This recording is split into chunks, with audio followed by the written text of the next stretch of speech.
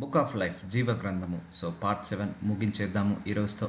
So ఒక clarity వచ్చింది కదా, ఈ జీవ గ్రంథంలో పేర్లు ఎవరైతే వెలుగులోకి నడుస్తారో వాళ్ళ పేర్లు జీవ గ్రంథంలో ఉంటాయండి. సో ఇప్పుడైతే ఎవరైతే వెలుగులోకి రారో ఈ భూలోకంలో, అంటే యేసుప్రభువాన్ని తెలుసుకోవడమే వెలుగులోకి రావడం, యేసుప్రభువాన్ని వెంబడించడమే వెలుగుని వెంబడించడం. సో ఎవరైతే ఈ వెలుగులోకి రారో, ఎవరైతే ఈ భూలోకంలో చీకటి ఉంటారో వాళ్ళు యుగ యుగముల వరకు ఆ కటిక చీకటిలో బంధించబడతారు. సో మనం ఎప్పుడైతే దేవుని నమ్ముకుంటామో అప్పుడే మన తీర్పు నుంచి విడుదల పొందుకుంటాము. సో అప్పటి నుంచి మనము కౌంట్ డౌన్ స్టార్ట్ అవుతుందండి. అంటే మనము ఇంకా ఒకప్పుడు నువ్వు ఎన్ని తప్పులు పొరపాటు చేసినా పర్లేదు, సో దేవుడు క్షమించేస్తాడు, ఇప్పుడు కూడా క్షమిస్తాడు. కానీ ఆయన కృప ఉంది కదా అని కృపను మనం ఎప్పుడు కూడా మిస్యూజ్ చేయకూడదు. సో కాబట్టి జీవగ్రంథంలో మనందరి పేర్లు రాయబడ్డాయి. మనందరం వెలుగులోకి నడుస్తున్నాము, చీకట్లో నుంచి బయటపడ్డాము. సో ఈ దేవుని వెంబడించడమే వెలుగుని వెంబడించినట్టు. ఈ వెలుగు అంటే సాదృశ్యము పరలోకము, చీకటికి సాదృశ్యము నరకము. సో మనందరము పరలోకానికి వెంబడిస్తున్నాము. ఎవరైతే ఈ వాక్యము అంటే ఎవరైతే ఇంకా నమ్మడం లేదో, దేవుణ్ణి అంగీకరించట్లేదో, విశ్వసించట్లేదో వాళ్ళందరికీ ఆల్రెడీ తీర్పు వచ్చేసిందని దేవుడు వాక్యం ద్వారా సెలవిస్తున్నాడు. సో చూద్దాము ఈరోజు వాక్యం ద్వారా దేవుడు ఏం మాట్లాడబోతున్నాడు. సో ఎబ్రిలకు రాసిన 9వ అధ్యాయం 27వ వచనం, మనుషులు ఒక్కసారి మృతి పొందవలనని నియమింపబడెను, ఆ తర్వాత తీర్పు జరుగును. సో మనం ఇక్కడ కళ్ళు మూసిన తర్వాత మనం నరకానికి వెళ్ళాలా, పరలోకానికి వెళ్ళాలా, అది డిసైడ్ అవుతుంది మనం చేసే క్రియలను బట్టే. అందుకే మనం భూలోకంలోనే ఎంత మార్చుకోవాలన్నా భూలోకంలోనే, ఏది మార్చుకోవాలన్నా మనం భూలోకంలోనే, పశ్చాత్తాపడాలన్న భూలోకంలోనే. సో ఆ తర్వాత తీర్పు జరుగును. ఆ తీర్పు ఎలా జరుగుతుంది? మనం పరలోకానికి వెళ్ళిన తర్వాత దేవుడి ముందు అందరం ఒకరోజు నిలబడతాము. ఆ జీవ గ్రంథాలు ఓపెన్ అవుతాయి. ఆ గ్రంథంలో ఏదైతే రాయబడి ఉందో దాన్ని బట్టే మనకు తీర్పు జరుగుతుందండి. అందులో రాసి మన యాక్షన్స్ అన్నీ అందులో రాయబడతాయి, మన నోటి మాటలు అందులో రాయబడతాయి, మన క్రియలు అందులో రాయబడతాయి. సో దాన్ని బట్టే బేస్ చేసుకునే తీర్పు జరుగుతుంది. So that book is the witness. అదొక సపోర్టింగ్ బుక్ అన్నట్టు మన క్రియలన్నిటికి కూడా.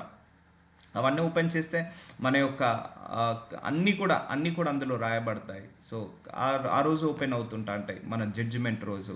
సో అందుకే జీవగ్రంథము చాలా ఇంపార్టెంట్. దాంట్లో మన పేర్లు ఉన్నాయా? ఇక మన అందరం కూడా ధన్యులమే ఉన్నాయని నేను నమ్ముతున్నాను, విశ్వసిస్తున్నాను. ఎవరైతే దేవుని నమ్ముకొని వెలుగులోకి నడుస్తారో వాళ్ళందరి పేర్లు కూడా జీవగ్రంథంలో రాయబడతాయి, ఆల్రెడీ ఉంటాయి. సో ఎవరి పేర్లు జీవగ్రంథంలో రాయబడ్డాయో వాళ్ళందరూ కూడా దేవుణ్ణి వెంబడిస్తారండి. అందుకే దేవుణ్ణి నమ్ముకోవడం ఒక గొప్ప ధన్యత. నమ్ముకున్న తర్వాత మళ్ళీ మనం పాపం చేయొద్దు, పాత జీవితాన్ని వెళ్ళొద్దు, మళ్ళీ విగ్రహార్థన, మళ్ళీ తప్పులు పొరపాట్లు, ఆ వ్యభిచారము, నరహత్య, వీటి లోపల పడద్దు. దేవుణ్ణి నమ్ముకున్న తర్వాత చాలా స్ట్రిక్ట్గా ఉండాలి, చాలా పడిపోకుండా చూసుకోవాలి. అది పడగొడుతుంటా అంటాడు అపవాది, కానీ పడిపోకుండా చూసుకోవాలి. మనకు కూడా దేవుడు ఆ సెల్ఫ్ కంట్రోల్ స్పిరిట్ని ఇచ్చాడు. సో 2 తిమోతికి రాసిన 3వ అధ్యాయం 10వ వచనము, సో దైవజనుడు సన్నద్ధుడై ప్రతి సత్కార్యమును పూర్ణముగా సిద్ధపడి ఉండునట్లు దైవావేశము వలన కలిగిన ప్రతి లేఖమును ఉపదేశించుటకును. సో దేవజనుల బాధ్యత ఇది అండి. ఏంటిది దేవజనుల బాధ్యత? ఖండించుటకు, తప్పుదిద్దుటకు, నీతి అందు శిక్షయించుటకు ప్రయోజనకరమునై ఉన్నది. సో సంఘాన్ని ఒక డైరెక్షన్లో నడిపించాలి. ఎప్పుడైనా దైవజనులందరూ కూడా ఏ డైరెక్షన్లో? హెవెన్ డైరెక్షన్లోకి నడిపించాలి సంఘాన్ని కూడా. దైవజనులందరి యొక్క ప్రాముఖ్యత, కర్తవ్యం ఏంటంటే అందరినీ కూడా దేవుళ్ళలోకి ఎదిగేలాగా సహాయం చేయాలి, వాక్యంలో ప్రార్థనలు ఎదిగేలాగా సహాయం చేయాలి. సో అంతేకాని ఇంకా వేరే ఉద్దేశాలు ఏముండకూడదు. ఒకవేళ సంఘంలో ఎవరైనా తప్పు చేస్తే ఖండించవచ్చు, తప్పుదిద్దొచ్చు. ఎందుకంటే వాళ్ళు నరకానికి వెళ్లకుండా ఆపే శక్తి దేవుడు ఈ యొక్క దైవజనులకు ఇస్తాడు. సో కాబట్టి వాళ్ళను ఖండించాలి. ఎప్పుడైనా కూడా తప్పు చేస్తున్నారు, వద్దు, వ్యభిచారం చేస్తున్నా అంటే ఎంటర్టైన్ చేయొద్దు. ఎవరైనా అంతే అండి. ఎవరైనా వ్యభిచారం చేస్తున్నా అది ఎవరైనా కానీ, అన్యుడు కానీ లేకపోతే స్వజనుడు కానీ, ఎంటర్టైన్ చేయొద్దు. దొంగతనం చేస్తున్నా అంటే ఎంటర్టైన్ చేయొద్దు. అలాగే నరహత్య చేస్తున్నా అంటే ఎంటర్టైన్ చేయొద్దు, ఖండించాలి, తప్పుదిద్దాలి.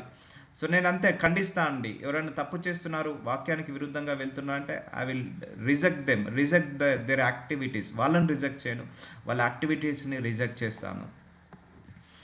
దొంగతనమునకు, హత్యను, నాశనము చేయుటకు వచ్చును కానీ మరి దేనికి రాడు. యోహాను సువార్త 10వ అధ్యాయం 10వ వచనం. సో ఇక్కడ దొంగ అంటే ఎవరు? అపవాది. మన ఆత్మీయ జీవితాన్ని దొంగలించడానికి, మన పేర్లు జీవగ్రంథంలో నుంచి తుడిచివేయడానికి వస్తాడు. సో ఇప్పుడు మనం ఉన్నామండి, మనందరం కూడా నీతిలో ఎదుగుతున్నాము, పరిశుద్ధతలో ఎదుగుతున్నాము. కానీ అపవాదికి అది ఇష్టం ఉండదు. నువ్వు విశ్వాసంలో ఎదగడం అపవాదికి ఇష్టం ఉండదు, నీతిలో పరిశుద్ధతలో ఎదగడం అపవాదికి ఇష్టం ఉండదు. అందుకే అపరిశుద్ధ కార్యాలు చెప్పిస్తున్నాడు. లోకంలో అందరితోటి అక్రమ సంబంధాలు పెట్టించి, అన్యాయాలు మోసాలు చెప్పించి అపవాది అందరినీ కూడా ట్రాప్ చేస్తున్నాడు. అంటే మన ఆత్మీయ జీవితాన్ని, మన ఆత్మను దొంగలించడానికి, పరలోకానికి వెళ్ళాల్సిన మన ఆత్మను నరకానికి వెళ్ళడానికి అపవాది దొంగలిస్తున్నాడు. మన ఆత్మను దొంగలించడానికి వస్తాడు. కానీ మరి దేనికి రాడు? గొర్రెలకు జీవము కలుగుటకును అది సమృద్ధిగా కలుగుటకు నేను వచ్చితనని మీతో నిశ్చయంగా చెప్పుచున్నాను. చూసారండి, యేసుప్రభు వారు మన కోసం ఎందుకు వచ్చారట? జీవం ఇవ్వడానికి, ఆ జీవ గ్రంథంలో మన పేర్లు రాయబడడానికి. అదే యేసుప్రభు వారు రాకముందుకు మనకు కఠిన శిక్షలు ఉండేది. అందరూ నరకానికి వెళ్ళాల్సిందే. ఒక్క తప్పు చేసినా, ఒక్క పొరపాటు చేసినా, ఒక్క పాపం చేసినా కూడా మనము నరకానికి వెళ్ళాల్సి ఉండే. యేసుప్రభు వారు రాకముందుకు క్షమాపణ ఉండేది కాదు. పన్నుకు పన్ను, కన్నుకు కన్ను అనే కండిషన్తో ఉండేది. నువ్వు ఈ తప్పు చేసావా, ఈ శిక్ష అనుభవించాల్సిందే. ఈ పొరపాటు చేసావా, ఈ శిక్ష అనుభవించాల్సిందే. కానీ యేసు ప్రభువారు ఎప్పుడైతే భూలోకానికి వచ్చారో, తన మరణాన్ని ఇచ్చేశారో, శిలువకు అప్పగించుకున్నాడు, అప్పటి నుంచి మనందరికీ సమృద్ధి గల జీవం వచ్చేసింది. మన చేసిన తప్పులు, పొరపాట్లు, పాపాలు, దోషాలకు అన్నిటి కూడా ప్రాయశ్చిత్తం దొరికింది, పాప క్షమాపణ దొరికింది. కాబట్టి ఇప్పుడు యేసుప్రభు వారి వల్ల మనందరికీ సమృద్ధిగా జీవం వచ్చింది. సో మనం అందరము జీవము అంటే ఇన్ ద సెన్స్ మనము పరలోకమే జీవము మనకు. సో మరణం అంటే ఏంటిది? నరకమే మరణము. సో దీన్ని సాదృశ్యంగా చేసుకోండి. సో సమృద్ధిగా కలుగుటకు నేను వచ్చి తినని మీతో నిశ్చయంగా చెప్పుచున్నాను. సో మనందరినీ కూడా ఆ జీవ గ్రంథంలో పేర్లు రాయబడ్డాయి. అవి తుడిచివేయకుండా ఉండడానికే యేసుప్రభు వారు వచ్చారు. మనందరినీ కూడా ఆ పరలోక రాజ్యాన్ని తీసుకెళ్ళడానికే వచ్చాడు. So heaven is a great place my lord. అదంతా చాలా గొప్ప అద్భుతమైన ప్రదేశం, మన ఊహకందని ప్రదేశం. యుగ యుగముల వరకు వెలుగే ఉంటుంది, కానీ చీకటి అనేది ఉండదు. ఇక రాత్రి అవసరం లేదు. అక్కడ సూర్యుడితో పని లేదు, చంద్రుడితో పని లేదు, నక్షత్రాలతో పని లేదు. అంత దేవుడి వెలుగే మనందరి మీద ఉదయిస్తుంది. మనం ఇప్పుడు ఏదైతే మనం దేవుడిని మహిమనిస్తున్నామో ఆ మహిమలో నువ్వు ఒకరోజు నివసించబోతున్నావు. సో మత్తయి సువార్త 25:46 వీరు నిత్య శిక్షను, నీతిమంతులు నిత్య జీవమునకు పోవుదురు. ఎవరి పేర్లైతే జీవ గ్రంథంలో రాయబడి ఉండవో వాళ్ళందరూ నిత్య శిక్ష అంటే మరణము. అక్కడ మరణం అంటే ఏముంటుంది? అగ్ని ఉంటుంది, పళ్ళు కొరుకుట ఉంటుంది, పురుగు ఉంటుంది, చీకటి ఉంటుంది, అరుపులు కేకలు ఉంటాయి, అక్కడ శ్రమలు అక్కడ దాహం ఉంటుంది, అక్కడ వాటర్ కూడా ఉండదు, దాహం ఉంటుంది. ఇది నిత్య శిక్షకు నీతిమంతులు. సో నిత్య జీవమునకు పోవుదురు. సో నీకు ఎంత కష్టమైనా మంచిదే, నీతిగానే బ్రతుకుదాం. మనం ఎంతైనా పర్లేదండి, మనం నీతిగానే బ్రతుకుదాం. ఆ అన్యాయపు సిరియొద్దు, ఆ అక్రమం సిరియొద్దు, ఆ అక్రమ సంబంధాలు, ఆ అక్రమ దుర్మార్గపు పనులు, దుష్ట పనులు వద్దు మనకు. వాటిని హేట్ చేద్దాం. నీతిమంతులు నిత్య జీవం నాకు పోవద్దురు. సో మనందరం నీతిమంతులుగా ఉండాలని ప్రార్థించుకుందాం. ఎందుకంటే అండి, మన వల్ల కాదు పరిశుద్ధంగా ఉండడం, మన వల్ల కాదు నీతిగా ఉండడం. దేవుడు అనుగ్రహిస్తేనే ఉంటుంది, కానీ దాన్ని మనం ఆశపడి అడగాలి కూడా. ఒక ధనాన్ని అడిగినట్టు, వెండిని అడిగినట్టు, బంగారాన్ని అడిగినట్టు, ఉద్యోగాన్ని అడిగినట్టు, గర్భఫలాన్ని అడిగినట్టు, అయ్యా నాకు నీతిని దయచేయి ప్రభువా, అయ్యా నాకు పరిశుద్ధతను దయచేయి ప్రభువా, అయ్యా నాకు విశ్వాసాన్ని దయచేయి ప్రభువా అని మనము కూడా అడగాలి.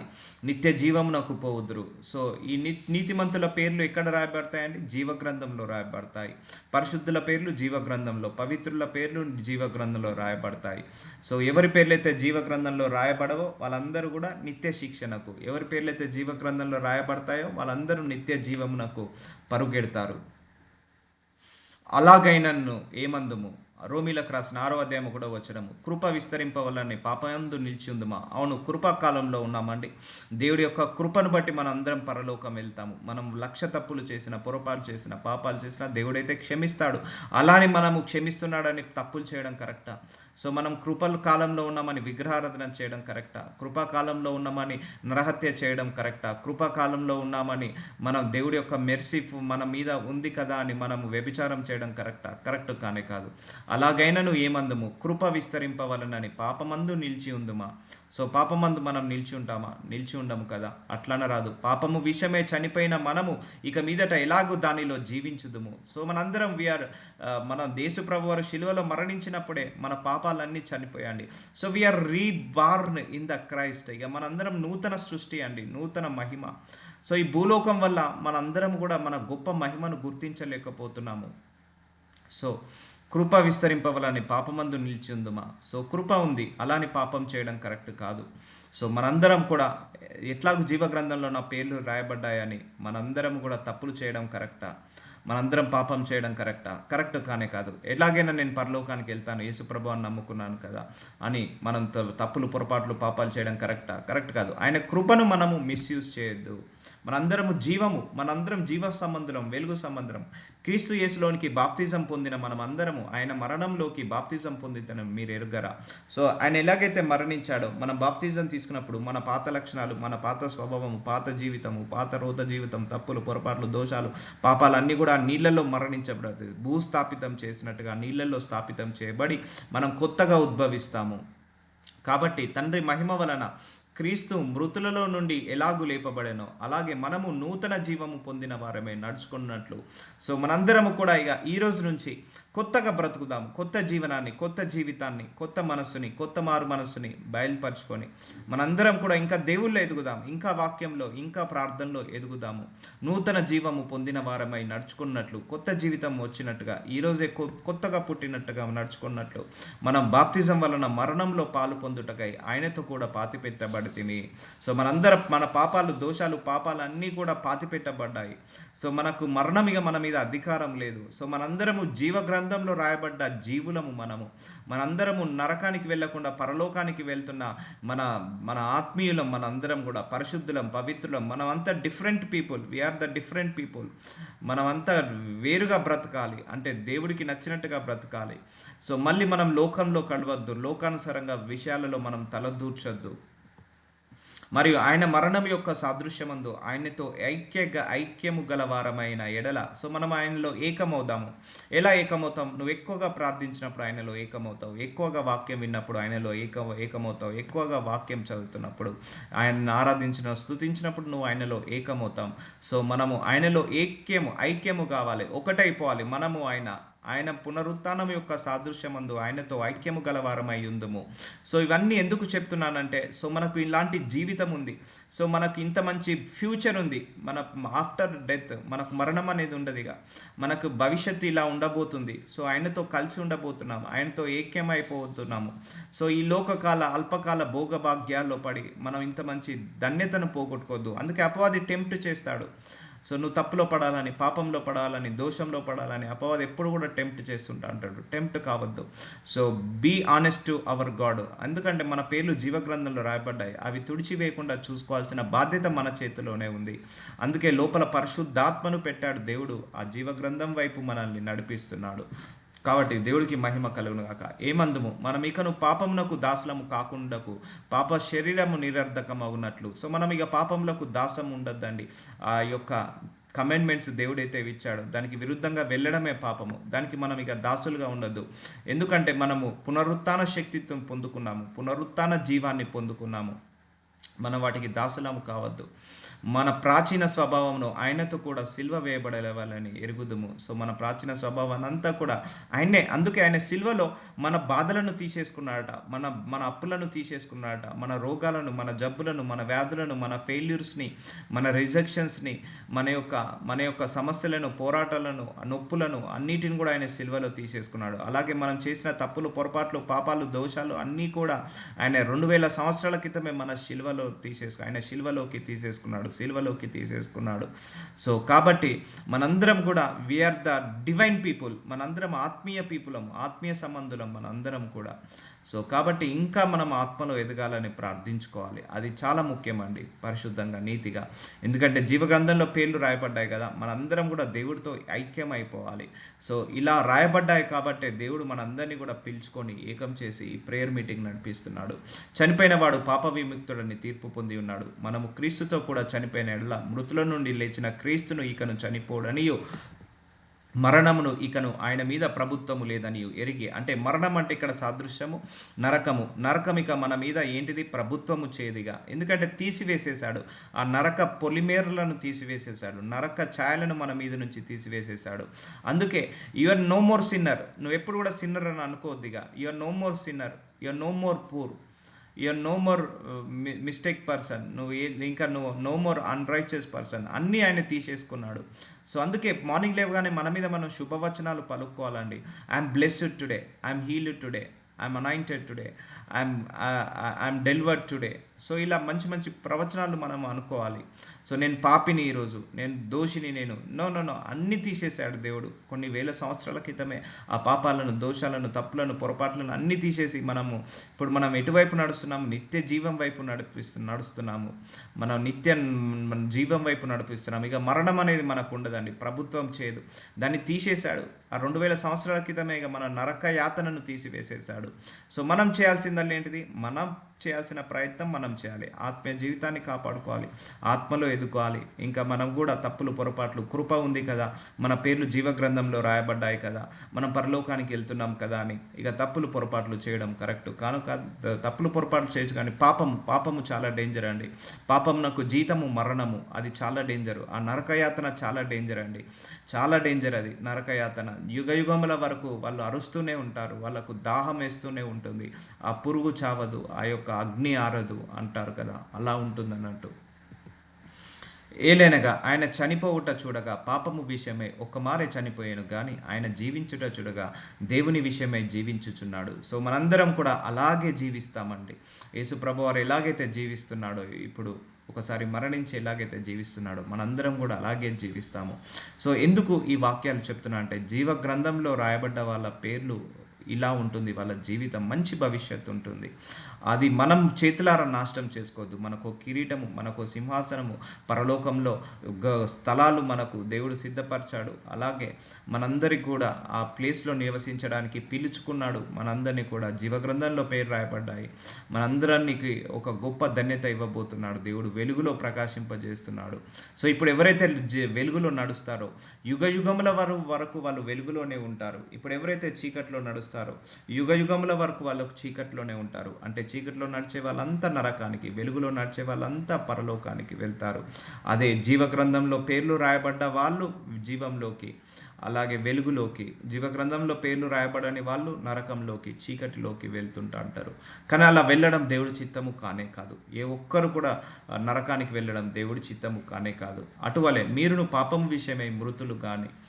సో మనందరం ఇక we are died because of the sins. ఆ సిన్స్ వల్ల మన పాపాలు చనిపోయాయి, మన యొక్క తప్పులు, పొరపాట్లు అన్నీ చనిపోయాయి. సో నువ్వు కృపాకాలంలో ఉన్నావు కాబట్టి grace, ask God for more grace. Everyday new grace అని అడగండి. దేవుడు ఈరోజు నాకు నూతన గ్రేస్ని ఇవ్వండి, నూతన గ్లోరీని ఇవ్వండి, నూతన మనస్సుని, నూతన మారు మనస్సుని ఇవ్వండి అడగండి. సో మనం ఇక పాపం విషయమే మృతులము అంటే ఇక పాపము మన మీద ప్రభుత్వం చేయదు, తుడిచి వేసేసాడు దేవుడు. ఇక అధికారం లేదు, శత్రువుల అన్నిటికీ అధికారాన్ని తీసేశాడు. తెలుసా అండి? ఆయన శిల్వ మరణం ద్వారా ఏ శత్రువు అయితే మనల్ని అధికారం చేశాడో ఆ 2000 సంవత్సరాల క్రితమే తీసివేసేశాడు. ఆ మరణాన్ని మనకు తీసివేసేశాడు, ఆ యొక్క శాపాలను తీసివేసేశాడు, ఆ యొక్క అనారోగ్య సమస్యలను తీసివేసేశాడు దేవుడు. So we need to claim all of them. వీటన్నిటిని మనం క్లెయిమ్ చేయాలి.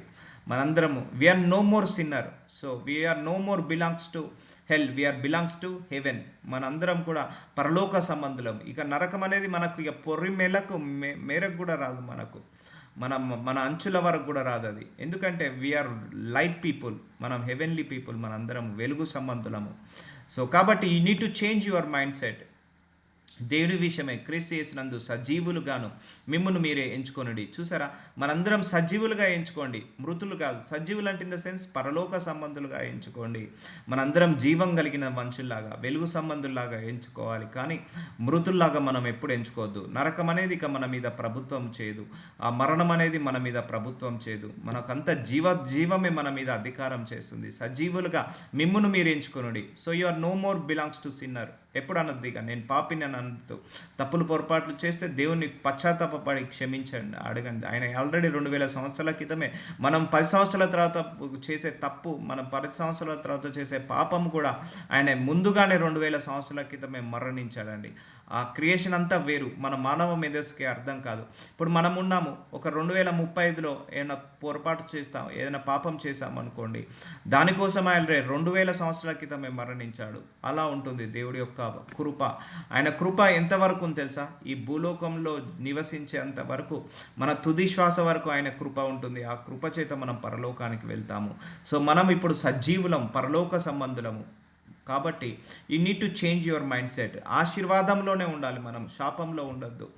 ఆ యొక్క బ్లెస్సింగ్స్లోనే నడవాలి, ఆ యొక్క జీవంలోనే నడవాలి, వెలుగులోనే నడవాలి, కానీ చీకట్లో మనం నడవద్దు.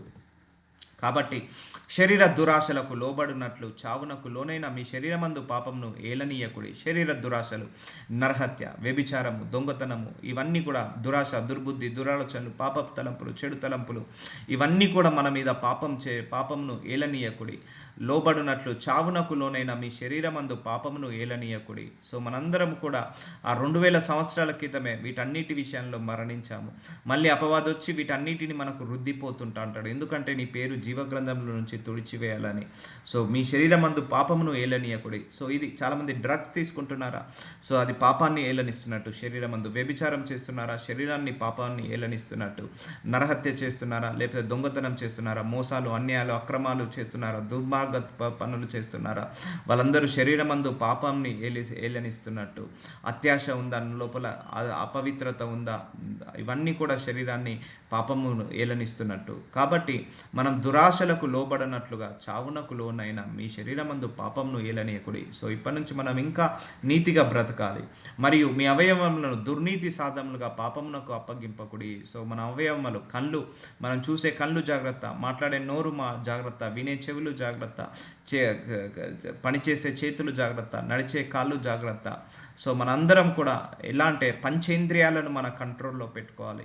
కళ్ళు, ముక్కు, చెవులు, అలాగే శ్వాస, అలాగే కాళ్ళు, చేతులు, అంటే ఒళ్ళు దగ్గర పెట్టుకొని ఉండాలి కదా. అలాగే ఏది పడితే అది చూడొద్దు, ఏది పడితే అది మాట్లాడొద్దు, ఎవరిని పడితే వారిని చూడొద్దు, ఏ వీడియో పడితే ఆ వీడియోని మనం క్లిక్ చేయొద్దు. పాపమునకు అప్పగింపకుడి. అయితే మృతుల నుండి సజీవులం అనుకొని మిమ్మును మీరే దేవునికి అప్పగించుకొనుడి. సో మనం దేవుని అప్పగించుకోవాలి. మనం మృతులం కాదు, ఇక సజీవులము. ఇక మీ అవయవములను నీతి సాధనములుగా దేవునికి అప్పగించుడి. సో మన ప్రతి అవయవము కూడా దేవుడి కోసము పనిచేయాలి. మన దేవుడిని తాపత్రపడాలి. నోర దేవుడి మాటలే మాట్లాడాలి, కనుల దేవుడి వాక్యాలే చూడాలి, చెవిల దేవుడి మాటలే వినాలి, చేతుల దేవుడు కార్యాలే చేయాలి, కాళ్ళ దేవుడు సంఘం వైపే నడవాలి, పబ్బుల వైపుకు నడవకూడదు, సినిమా హాళ్ళ వైపు నడవకూడదు, సో వ్యభిచార గృహాల వైపు నడవకూడదు. సో ఇవన్నీ కూడా మన శరీరము దేవుడు ఇచ్చింది, ఆ దేవుడికి మన శరీరాన్ని అప్పచెప్పుకోవాలి.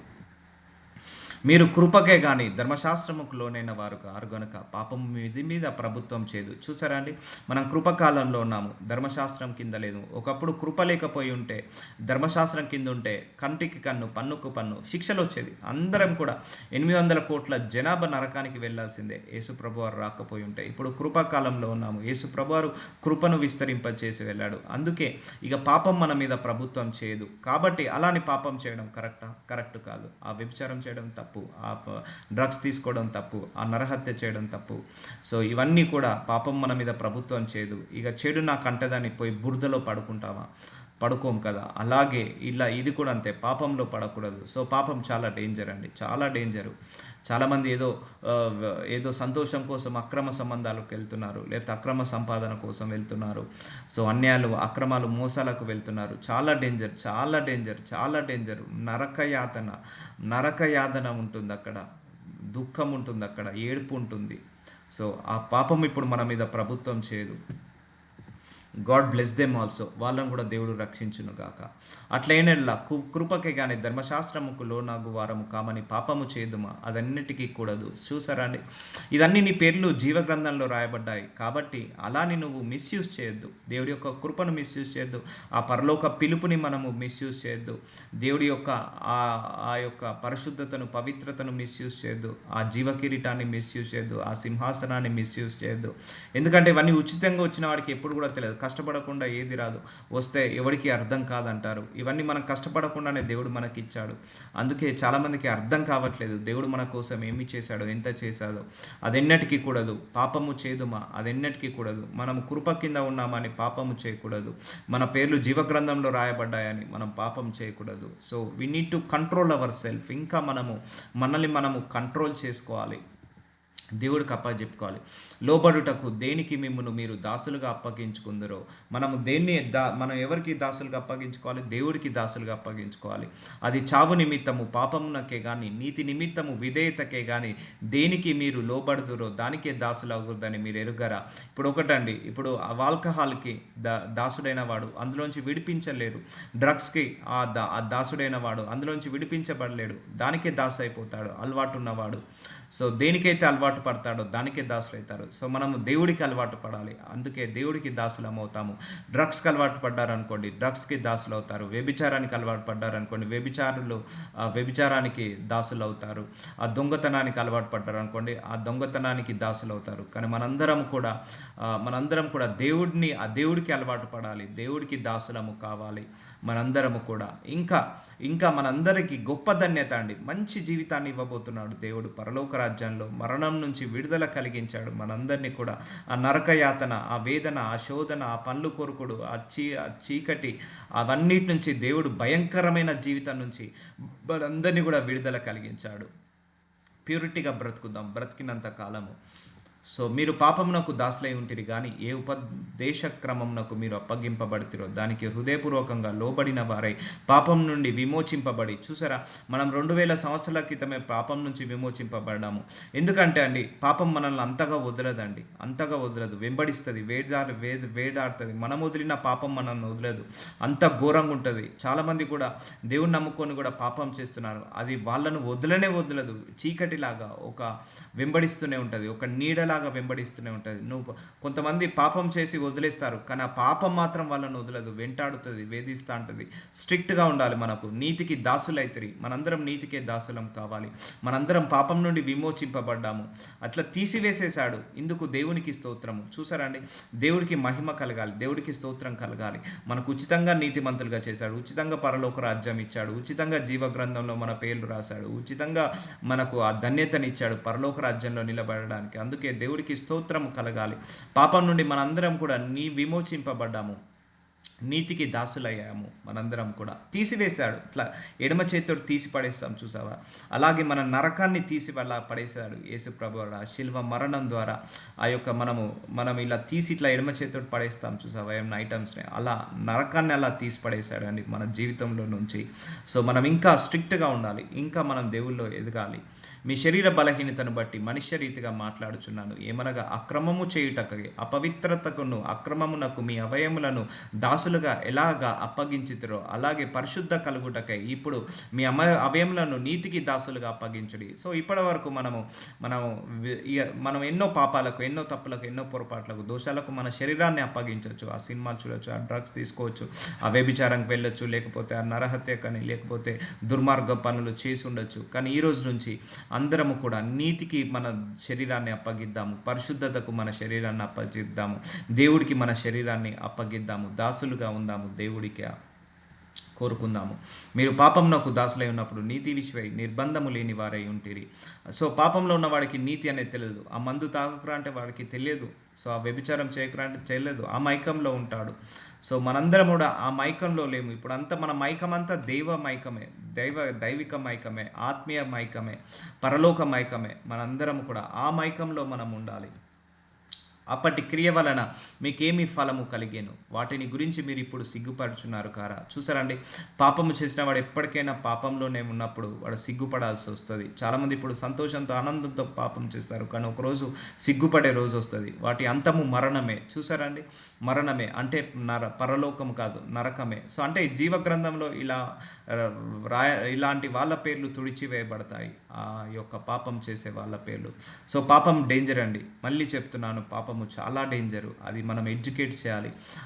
అది దాన్ని అంటించుకుంటే కాదు, మనము వదులుకున్న అది మాత్రం వదలదు, వెంబడిస్తూ ఉంటుంది, వేధిస్తూ ఉంటుంది. కాబట్టి మనందరం కూడా ఇంకా దేవుళ్ళో ఎదగాలి, ఎక్కువగా ఎదగాలండి, చాలా ఎక్కువగా ఎదగాలి. ఆయనను ఇప్పుడు పాపం నుండి విమోచింపబడి దేవునికి దాసులైనందున పరిశుద్ధత కలుగుటే మీకు ఫలము. సో ఇప్పుడు ఈ వాక్యం మనందరి కోసము. ఇప్పుడు మనం పాపం నుండి విమోచింపబడ్డాము, సో దేవునికి దాసులైనందున పరిశుద్ధత కలుగుటయే మీకు ఫలము, దాని అంతము నిత్య జీవము. సో ఇప్పుడు మనందరము కూడా ఇది మనందరికీ కలిగిన వాక్యము. సో మనందరి అంతం ఏంటిది? నిత్య జీవము. మనం పాపులంకు దాసులం కాదు, ఆ నరకానికి దాసులం కాదు, ఆ శరీర క్రియలకు మనం దాసులం కాదు. మన శరీరం అంతా పరిశుద్ధతతో నిండుకోవాలి, నీతితో నిండుకోవాలి, పవిత్రతతో నిండుకోవాలంటే ఏం చేయాలి? ప్రార్థించుకోవాలి. మనందరి అంతము నిత్య జీవము. సో జీవ గ్రంథంలో రాయబడ్డ వాళ్ళ అంతము ఏంటిది? నిత్య జీవము. సో జీవ గ్రంథంలో రాయబడని వాళ్ళ పేర్లందరూ కూడా నిత్య మరణము. ఏలయనగా పాపం వలన జీతము మరణము. సో మరణం అంటే మన దృష్టిలో ఏంటిదండి? నరకానికి వెళ్ళడమే మరణము. దానికి పాపం వల్ల వచ్చు జీతము మరణము. అయితే దేవుని కృపా వరము మన ప్రభు అయిన యేసుక్రీస్తునందు నిత్య జీవము. సో ఆయన కృప వల్ల మనం నిత్య జీవానికి వెళ్తున్నాము. కాబట్టి మన శరీరాలను, మన యొక్క ఆత్మలను, మన యొక్క ఆలోచనలను అన్నిటిని కూడా కాపాడుకుందాం. అపవాది వస్తాడు శోధించడానికి, పడివేయడానికి, కానీ పడగొట్టడానికి దేవుడు మన పక్కన ఉన్నాడండి. పడగొట్టడానికి కాదు, మనల్ని పడిపోకుండా నిలబెట్టడానికి మన దేవుడు మన పక్కన ఉంటాడు ఎప్పుడు కూడా. కాబట్టి మనందరం కూడా ఇప్పుడు ఎవరికి నిత్య జీవానికి వారసులం, పరలోక రాజ్యంలో మనందరి పేర్లు రాయబడ్డాయి. ఆ యొక్క బైబిల్ గ్రంథం ఉన్నట్టుగా జీవ గ్రంథంలో మన పేర్లు రాయబడ్డాయి. కాబట్టి మనం ఇలా బ్రతుకుదాము.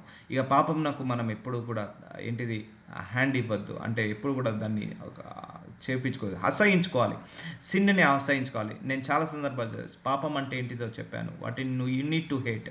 మనందరం బ్లెస్సింగ్లోకి ఉన్నాం, బ్లెస్సింగ్లోనే ఉన్నాం మనందరం. ఆ బ్లెస్సింగ్స్ గురించే ఆలోచించండి. You are no more called as a sinner. నువ్వు పాపినని నువ్వు అనుకోవద్దు, ఆల్రెడీ దేవుడు తీసేశాడు. No more called you are poor.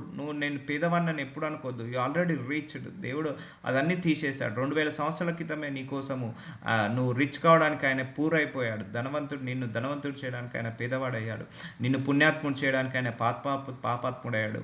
నిన్ను పవిత్రుడు చేయడానికి ఆయన అపవిత్రుడైపోయాడు. అంటే ఆయన అయిపోయాడు, మనమే రుద్ది వేశాము. సో అలా ఉంటుందండి. దేవుడి యొక్క కృప మహా మహా మహా గొప్పదండి. ఆ కృప చేత మనము పరలోకానికి వెళ్తున్నాము. ఆ కృప చేత మనము ఆయన రాజ్యంలో నివసిస్తున్నాము. అట్లా అని మనము ఆ కృపను మిస్యూజ్ చేయొద్దు. నేను చెప్పేదల్లా ఒకటే, కృప ఉంది కదా అని దాన్ని మిస్యూజ్ చేయొద్దు. కృప ఉంది కదా అని విగ్రహారాధన చేయొద్దు. కృప ఉంది కదా అని వ్యభిచారం చేయొద్దు, నరహత్య చేయొద్దు, ఆ డ్రగ్స్ తీసుకోవద్దు. కృప ఉంది కదా అని ఆ పాపాలు చేయడం కరెక్ట్ కానే కాదు. ఆ కృపను మాత్రం మనం ఎప్పుడు కూడా మిస్యూజ్ చేయొద్దు. నేను ఒకటే అనుకుంటాను, ఈ భూలోకంలో నీ కన్న తల్లిదండ్రులు, మన కన్న తల్లిదండ్రులు, మన భార్య పిల్లలు, భర్త పిల్లలు, అన్నదమ్ములు, అక్క చెల్లెలు ఎంత నమ్మకం పెట్టుకున్నారో మనకు తెలియదు. కానీ మన మీద మన దేవుడు మాత్రము కోట్ల రేట్ల నమ్మకం పెట్టుకున్నాడండి. ఈజ్ ట్రస్టింగ్ అస్. మనం ఆయన నమ్మకాన్ని వమ్ము చేయొద్దు. మనల్ని నమ్ముతున్నాడు, ఆయనే మన మీద ప్రేమను చూపిస్తున్నాడు, నమ్ముతున్నాడు. ఆ నమ్మకాన్ని వమ్ము చేయొద్దు. 100% కాదు, lakhs% అనే మన మీద నమ్మకాన్ని పెట్టుకున్నాడు. ఇప్పుడు మనల్ని మన పేరెంట్స్ ఎంతవరకు నమ్ముతారో తెలియదు, మన భార్య పిల్లలు ఎంతవరకు నమ్ముతారో తెలియదు. But more than is trusting anybody else in the world. ఎంతమంది, అందరికంటే ఎక్కువగా నిన్ను దేవుడు నమ్ముతున్నాడు. ఆ నమ్మకాన్ని మనం వమ్ము చేయదు. ఎవరో గురించి కాదు, దేవుడికి మనము విరోధిగా బ్రతకద్దు, మనం దేవుడికి వ్యతిరేకంగా బ్రతకద్దు. దేవుణ్ణి మనం చీట్ చేయొద్దండి. మనం వ్యభిచారం చేసాము, లేకపోతే ఆ పాపంలో పడ్డామా, దేవుణ్ణి చీట్ చేసినట్టే. సో అలాని పడకుండా ఉండలేమని కూడా అనలేము. సో ఎందుకంటే అపవాదాల శోధనలు పెడుతుంటా అంటాడు. సో పడ్డ తర్వాత మనం పశ్చాత్తాపడితే మళ్ళీ ఆయన హక్కున చేసుకుంటాడు. సో మనం హ్యాండిల్ చేసుకుంటూ వెళ్ళాలి. పడాలనే కోరిక కాదు, నిలబడాలని దేవుడి యొక్క కోరిక, మనల్ని నిలబెట్టాలని కోరిక. ఒకటే చెప్తున్నాను, ఈ భూలోకంలో మనల్ని నాతో సహా ఎవరు ఎంతవరకు మనల్ని నమ్ముతున్నారో తెలియదు, కానీ కొన్ని లక్షల రేట్లు దేవుడు మనందరినీ కూడా నమ్ముతున్నాడు. This is our final statement. అందుకే నీ పేర్లు జీవగ్రంథంలో రాయబడ్డాయి. నాజరుడనేసయ్య, ప్రార్థనలు ఏకీభవించండి. పరిశుద్ధుడ, ప్రేమ కలిగిన తండ్రి, ఈ రోజు నుంచి మా శరీరాలన్నిటిని కూడా మీకు అప్పగించుకుంటున్నామయ్యా. మా అవయవాలను మీకు అప్పగించుకుంటున్నాము తండ్రి. మా శరీర అవయవాలన్నీ మీకు అప్పగించుకుంటున్నామయ్యా. అయ్యా, ఈ భూలోకంలో ఎవరు మమ్మల్ని నమ్మినా నమ్మకపోయినా మీరైతే మమ్మల్ని నమ్ముతున్నారు, మీరైతే విశ్వసిస్తున్నారు. ఆ నమ్మకాన్ని వమ్ము చేసుకోకుండా, మేము ఏ పాపంలో పడుకోకుండా కాపాడుకునే కృపను మా అందరికీ కూడా దయచేయమని యేసు నామంలో ప్రార్థిస్తున్నాను తండ్రి. ఆమెన్. ఆమెన్.